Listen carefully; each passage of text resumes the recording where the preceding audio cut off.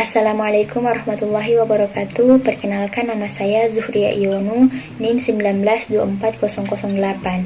Saya mahasiswi dari Institut Agama Islam Negeri Manado.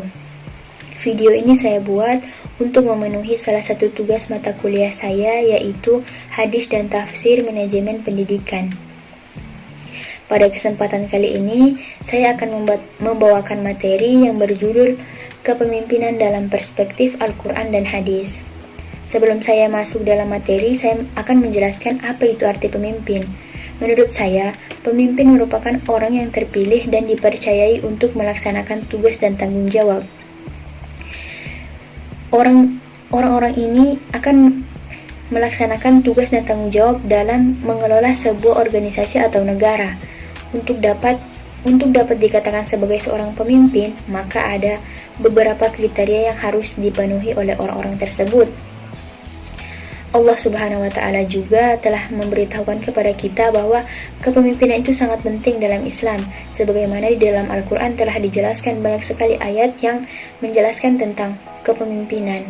Salah satu ayat yang menjelaskan tentang kepemimpinan yaitu Quran Surat Al-Baqarah ayat 30 yang berbunyi, Bismillahirrahmanirrahim, Wa iza qala rabbuka lil malaikati inni ja'ilun fil ardi khalifah Qalu ataj'alu fiha man yufsidu fiha wa yashfiku dima wa nahnu nusabbihu bihamdika wa nuqaddisu lak Qala inni a'lamu ma ta'lamun, yang artinya, ingatlah ketika Tuhanmu berfirman kepada para malaikat, sesungguhnya aku hendak menjadikan seorang khalifah di muka bumi. Mereka berkata, mengapa engkau hendak menjadikan khalifah di bumi itu orang yang akan membuat kerusakan padanya dan menumpahkan darah.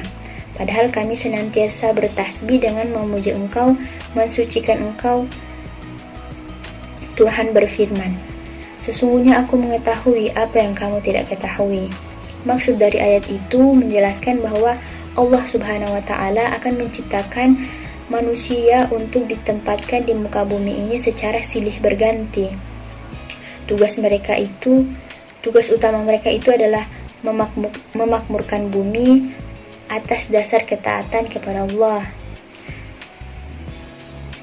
Lalu para malaikat bertanya kepada Tuhan mereka dengan maksud meminta bimbingan dan penjelasan tentang hikmah di balik penempatan anak cucu Adam. Sedangkan mereka akan membuat kerusakan di sana dan menumpahkan darah secara semena-mena. Para malaikat itu mengatakan, sementara kami senantiasa patuh kepadamu, mensucikan dan memuji, serta menghormati keagunganmu dan kesempurnaanmu. Kami tidak pernah letih dalam melakukan hal itu. Allah Subhanahu wa Ta'ala menjawab pertanyaan mereka dengan firman-Nya, sesungguhnya aku mengetahui apa yang tidak kamu ketahui tentang adanya hikmah-hikmah besar di balik penciptaan mereka dan tujuan besar di balik penetapan mereka sebagai khalifah di muka bumi. Menjadi seorang pemimpin haruslah memberi tauladan yang baik bagi semua orang. Dalam Islam, setiap orang merupakan pemimpin yang seharusnya memiliki rasa kepemimpinan dan tanggung jawab.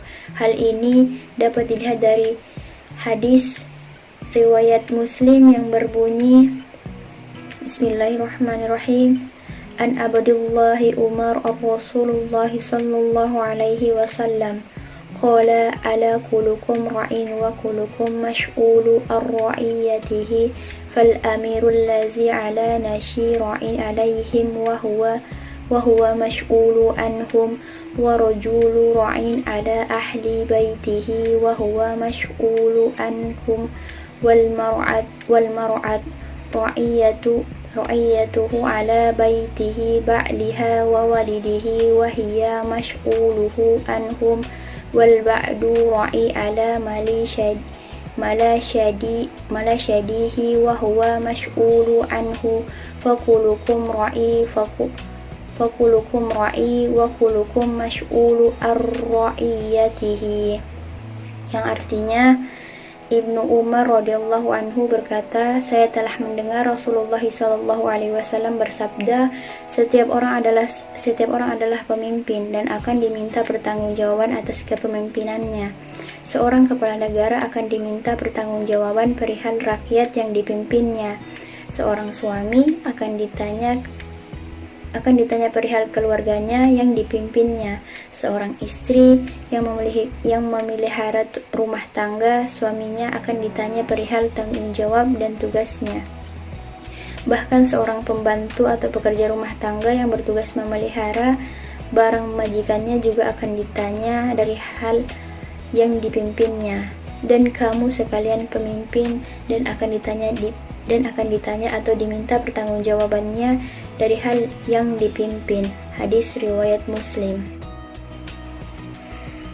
Dalam hadis ini menjelaskan bahwa setiap orang adalah seorang pemimpin dan seorang pemimpin itu akan dimintai pertanggungjawabannya kelak nanti di akhirat oleh Allah Subhanahu wa taala.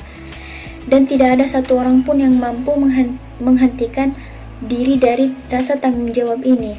Menurut Imam Nawawi dalam kitabnya Al-Minhaj Syarh Sahih Muslim bin Al-Hujjaj, bahwa pemimpin itu harus adil, harus melaksanakan tugas untuk kebaikan yang dipimpinnya, baik itu untuk urusan dunia maupun urusan akhirat.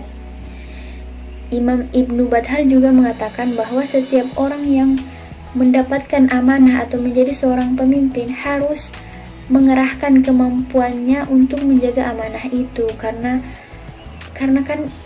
pemimpin itu akan dimintai pertanggungjawabannya di akhirat nanti oleh Allah Subhanahu wa taala. Jika ada satu orang saja yang tidak mendapatkan apa yang memang dia dapatkan, maka pemimpinnya itu akan dipertanggungjawabkan di akhirat nanti oleh Allah. Oleh karena itu sebagai seorang pemimpin, kita harus mengetahui apa itu arti pemimpin, apa tujuan pemimpin, dan apa pentingnya pemimpin itu, agar supaya kita tidak menjadi pemimpin yang mempunyai kesalahan-kesalahan lah, kalau dibilang begitu. Saran saya, jadilah pemimpin yang baik dan bertanggung jawab agar kepemimpinan itu berjalan dengan baik.